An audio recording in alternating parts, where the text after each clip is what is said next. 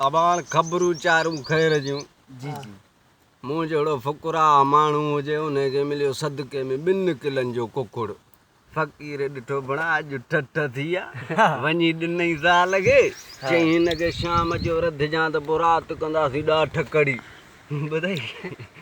अब हमरा निकितो ॿाहिरि आया माई पई ॿुहारी ॾे आयो पोयां ॿिलो बा कुकुड़ खयों हुयो थो वञई सम्झे हाणे घणी माई वीचारी भॻी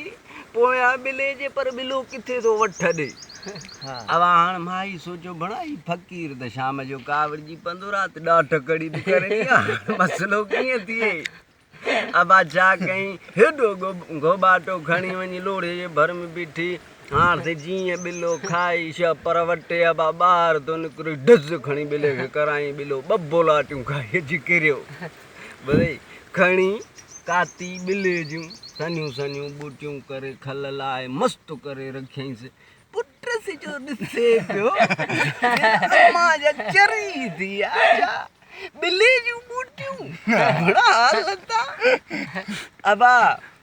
नेठि शाम थी हिन साईं कारनि मिर्चनि में ठाहे तयारु करे रखे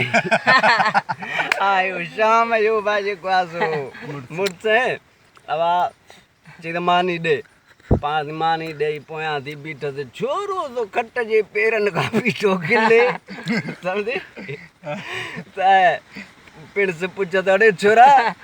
इहो खिली छा लाइ तूं ॻाल्हाई छो नथो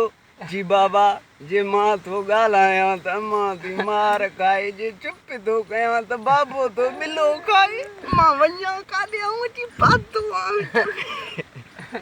जे ॻाल्हायूं था त माण्हू था कावड़जनि जो चुप था कयूं त हराम था कयूं असां वञूं काॾे